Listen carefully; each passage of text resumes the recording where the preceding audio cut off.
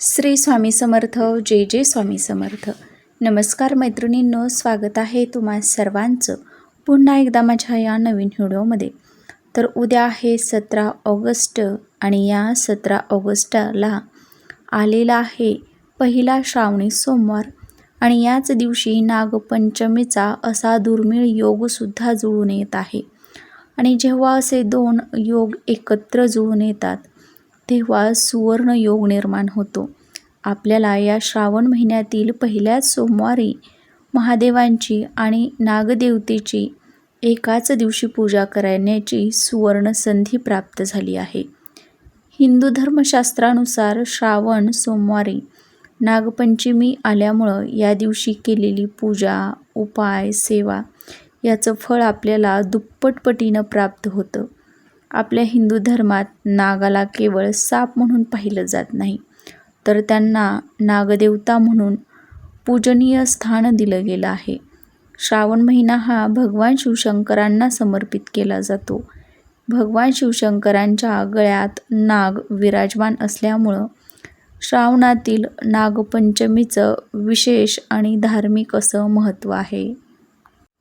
तर बघा, या नागपंचमीच्या दिवशी महाराष्ट्रात सगळीकडं घरातील देवघरामध्ये, प्रत्येक घरामध्ये, आपल्या देवघरामध्ये नागदेवतेची प्रतिमा जी आहे तर ती लावली जाते, तिचं पूजन केलं जातं. आणि म्हणूनच या पूजेविषयी जी काही सगळी महत्त्वाची माहिती आहे तर ती आपण आज या व्हिडिओमध्ये जाणून घेणार आहोत. या नागपंचमीची पूजा कशी करावी, या दिवशी कोणत्या चुका चुकूनही करू नयेत आणि सगळ्यात महत्त्वाचं म्हणजे उद्याच्या दिवशी या 1.5 ते 2 तासांच्या राहू काळात जो असणार आहे तर या राहू काळात हा अशुभ मानला जातो. या काळात चुकूनही पूजा करायची नाही. तर पूजेचा शुभ मुहूर्त कोणता असणार आहे, कोणत्या 1.5 ते 2 तासाच्या वेळेत किंवा 2 तासाच्या राहू काळात आपल्याला चुकूनही पूजा करायची नाही.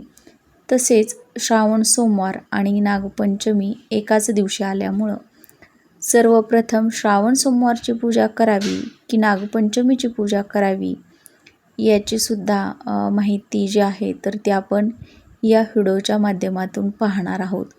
तर ही सगळी महत्त्वाची माहिती जी आहे तर ती तुम्हाला जाणून घ्यायची असेल तर तुम्ही हा व्हिडिओ स्किप न करता शेवटपर्यंत पाहायचा आहे.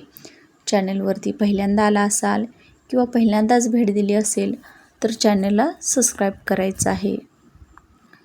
तर बघा, उद्या नागपंचमी आहे आणि तुम्हाला मी अगोदरच सांगितल्याप्रमाणे प्रत्येक दिवशी एक विशिष्ट काळ हा राहू काळ असतो जो अशुभ मानला जातो. जर आपण राहू काळामध्ये नागपंचमीची किंवा श्रावण सोमवारची पूजा केली तर त्याचं आपल्याला कोणतंही फळ जे आहे तर ते मिळणार नाही किंवा प्राप्त होणार नाही. त्यामुळे जो राहू काळ आहे तर तो उद्या वर्ज्य करायचा आहे. त्या वेळेमध्ये तुम्ही चुकूनही नागपंचमीची किंवा नागाची किंवा श्रावण सोमवारची पूजा ही अजिबात करायची नाही. वेदकाळापासून नागपंचमीचा हा सण अत्यंत महत्त्वाचा मानला गेला आहे. या दिवशी सकाळी लवकर उठून स्वच्छ अंघोळ करावी, स्वतःच्या घराची स्वच्छता करावी, नित्यकर्मातून मुक्त व्हावं आणि अंघोळ करून घरातील सर्व स्त्रियांनी नवीन वस्त्र, अलंकार घालावेत. कारण नागपंचमीला नवीन वस्त्र परिधान करण्याची प्रथा आहे. देवघरातील देवांची पूजा करून घ्यावी. पाटावर हळद, चंदनानं नाग, नागिन यांचं आणि त्यांच्यासोबतच त्यांच्या पिल्लांचं देखील चित्र काढावं. शक्य नसेल तर नागपंचमीचा, नागदेवतेचा फोटोसुद्धा बाजारामध्ये बघा विकत मिळतो, तर तो आणून भिंतीवर लावा किंवा चिटकवून देवघरामध्ये त्यांची पूजा केली तरीही चालेल. त्या नागाची, नागदेवतेची पूजा करून त्यांना दूध, लाह्या, आघाडा, दुर्वा वाहून पूजा करावी. नागदेवतेची पूजा करून त्यांना दूध, साखर, उकडीचे पुरणाचे दिंड याचा नैवेद्य दाखवावा. कारण या दिवशी याचं नैवेद्याचा खरा मान आहे. आणि त्यानंतरनं शेवटी आरती करावी, घरामध्ये कापूर जाळावा आणि घरातील वातावरण प्रसन्न करायचं आहे. तर ही झाली पूजा करण्याची पद्धती. म्हणजे नागदेवतेची पूजा या दिवशी कशी करायची, तर अशा पद्धतीनं आपल्याला ही जी पूजा आहे तर ती करायची आहे. या दिवशी कोणत्या चुका ज्या आहेत तर त्या आपल्याला चुकूनही करायच्या नाहीत. जर आपण या दिवशी आपल्याकडून चुका झाल्या तर या पूजेचं, नागपंचमीच्या व्रताचं आपल्याला कोणतंही फळ मिळणार नाही.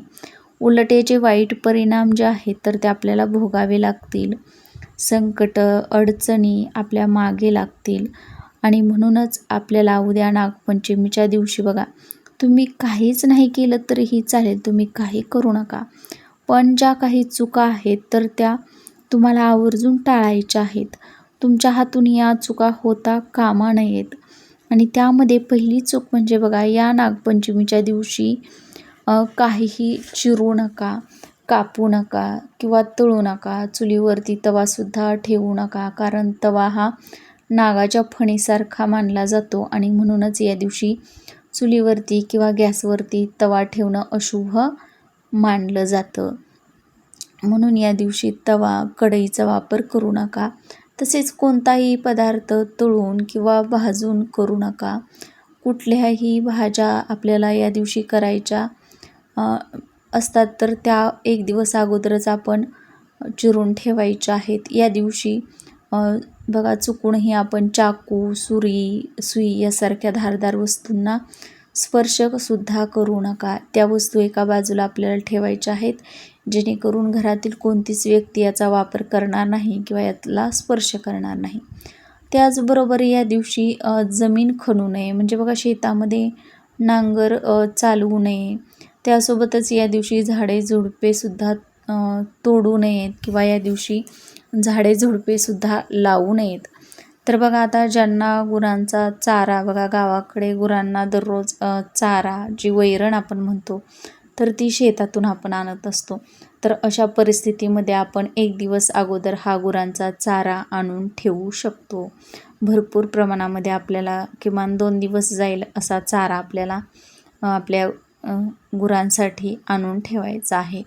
त्यासोबतच तुम्हाला बघा काही भाज्या कापायच्या असतील तर त्यासुद्धा आपण कापून अगोदरच फ्रीजमध्ये स्टोअर करून ठेवू शकतो किंवा साठवून ठेवू शकतो, जेणेकरून तुम्हाला या दिवशी चाकू, सुरी किंवा विळी वापरण्याची गरज पडणार नाही. त्याचबरोबर या दिवशी अनेक जण खूप मोठी चूक करतात आणि ती म्हणजे बघा, जिवंत सापाला दूध पाजण्याचा प्रयत्न करत असतात. पण बघा, जिवंत सापाला कधीच दूध पाजलं जात नाही, त्यामुळे त्याच्या जीवालाही धोका निर्माण होऊ शकतो आणि आपल्या जीवासाठी सुद्धा हे धोक्याचं ठरू शकतं. ज्योतिषशास्त्रानुसार आपल्याला नागाच्या प्रतिमेला किंवा नागाचे जे आपण चित्र लावतो, आपल्या घरामध्ये चिटकवतो, तर तिथेच आपल्याला दुधाचा नैवेद्य अर्पण करायचा असतो. या दिवशी बघा, कोणाशीही वादविवाद, क्लेश, भांडण करू नका. एकमेकांना अपशब्द बोलू नका. जेवढं शांत वातावरण तुम्हाला घरात ठेवता येईल तेवढं आपल्याला शांत वातावरण ठेवण्याचा प्रयत्न करायचा आहे. तर महत्त्वाची गोष्ट म्हणजे आपल्याला नागपंचमीची पूजा ही 1.5 ते 2 तासाच्या राहुकाळात करायची नाही. तर बघा, वैदिक शास्त्रानुसार राहुकाळ हा एक छायाग्रह मानला गेला आहे आणि दररोज 90 मिनिटांचा म्हणजेच 1.5 तासांचा राहुकाळ हा असतोच. आणि या राहुकाळात नकारात्मक शक्तीचा प्रभाव हा खूप जास्त असतो. या काळात केलेली कोणतीही पूजा, शुभकार्य जर आपण केलं तर त्याचं कोणतंही फळ आपल्याला मिळत नाही. याउलट त्याचे विपरीत वाईट परिणाम हे आपल्याला भोगावे लागत असतात. आणि म्हणूनच बघा, राहुकाळ हा अशुभ मानला जातो.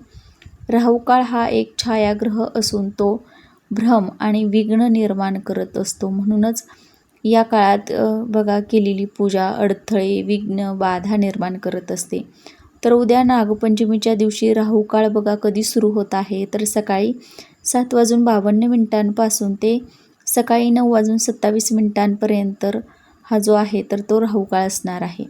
तर या वेळेमध्ये आपल्याला चुकूनही श्रावण सोमवारची किंवा नागपंचमीची, नागदेवतेची पूजा ही अजिबात करायची नाही. तर बघा, सकाळी सकाळी काही आपल्याला कामं असतात, म्हणून आपण सकाळीच पूजा आटपून घेतो किंवा पूजा करतो किंवा ऑफिसला जाण्याची आपल्याला घाई असते, म्हणून आपण ही पूजा लवकर करतो. तर आपल्याकडून ही चूक घडणार नाही याची काळजी आपल्याला घ्यायची आहे. तर हा राहुकाळ वर्ज्य करूनच तुम्हाला ही जी पूजा आहे तर ती करायची आहे. तर आता पूजेसाठी बघा, शुभ मुहूर्त काय असणार आहे, तर सकाळी 9:30 नंतरनं तुम्ही ही पूजा करू शकता किंवा सकाळी 8 वाजण्या अगोदर पूजा करण्याचा प्रयत्न करा.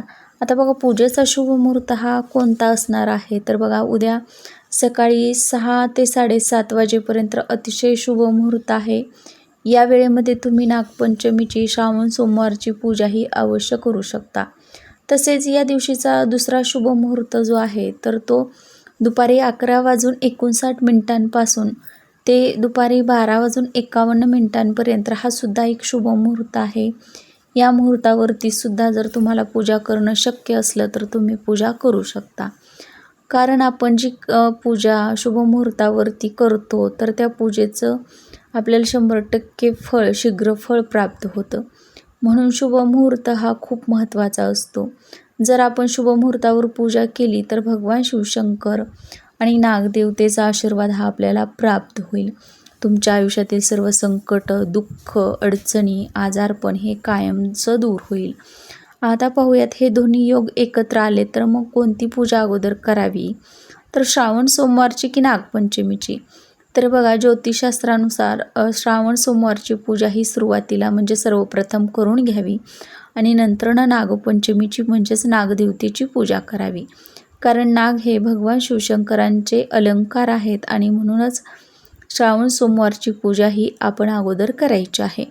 तसेच या दिवशी सेवेसोबतच काही उपाय देखील केले जात असतात आणि महाशिवपुराणामध्ये बघा, महाशिवपुराणात एक प्रभावी उपायसुद्धा सांगितलेला आहे. प्रत्येक घरामध्ये बघा काही ना काही अडचणी या असतातच. काही घरामध्ये सारखी भांडणे होतात, वादविवाद होतात किंवा एखाद्या घरामध्ये नवरा बायकोची भांडणे होत असतील, सतत एकमेकांशी अजिबात पटत नसेल, थोड्या थोड्या गोष्टींवरून आपल्यामध्ये वादविवाद घडून येत असतील, तर हा उपाय तुम्ही उद्या आवर्जून करायचा आहे या नागपंचमीच्या दिवशी. या दिवशी बघा दोघांनी मिळून हे व्रत करण्याचा प्रयत्न करायचा आहे. जी बघा नागाची प्रतिमा असते तर म्हणजे बघा पितळेची किंवा तांब्याची नागाची प्रतिमा आपण खरेदी करून आणायची आहे आणि महादेवाच्या मंदिरामध्ये जाऊन शिवलिंगावरती ही प्रतिमा अर्पण करून तुमच्या ज्या काही समस्या आहेत तर त्या दूर करण्यासाठी तुम्ही प्रार्थना करायची आहे. ओम नमः शिवाय या मंत्राचा तिथे बसून जप करायचा आहे. यामुळे नवरा बायकोच्या नात्यामध्ये गोडवा निर्माण होत असतो. नवरा बायकोमधील भांडणे, कटकटी, वादविवाद हे कमी होत असतात आणि म्हणूनच असे काही छोटे मोठे उपाय या दिवशी आपण आवर्जून करायचे आहेत. माहिती आवडल्यास व्हिडिओला लाईक करा, शेअर करा आणि चॅनलवर नवीन आला असाल, पहिल्यांदाच भेट दिली असेल तर प्लीज चॅनलला सबस्क्राईब करा.